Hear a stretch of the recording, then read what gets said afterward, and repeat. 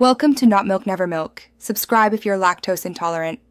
In this video, I will explain how to trade Forex on the Thinkorswim mobile app. First, download the app from your device's app store and log in using your Schwab credentials. Make sure your account has Forex trading privileges enabled, which you can request through Schwab's website.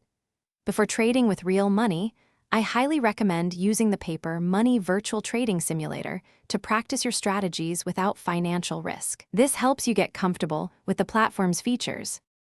Once logged in, navigate to the Trade tab to find the Forex Trading section. Here, you can select from a wide range of major, minor, and exotic currency pairs, such as Euro versus USD or GBP versus JPY. After selecting your desired pair, tap on the chart to begin your analysis. The Thinkorswim mobile app offers robust charting capabilities, including access to hundreds of technical indicators and customizable drawing tools to help you analyze market trends. To place a trade, select your chosen currency pair and then tap the Buy or Sell button.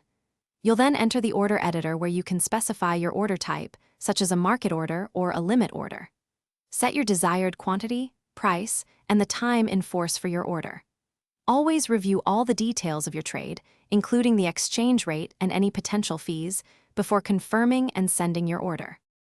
After placing a trade, you can monitor your open positions and working orders from the Monitor tab.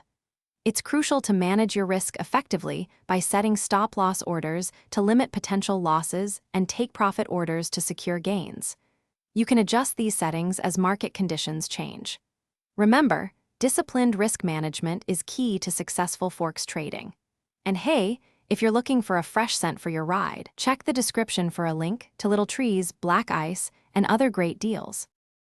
Thanks for watching. If this was helpful, leave a like and consider subscribing. See you next time.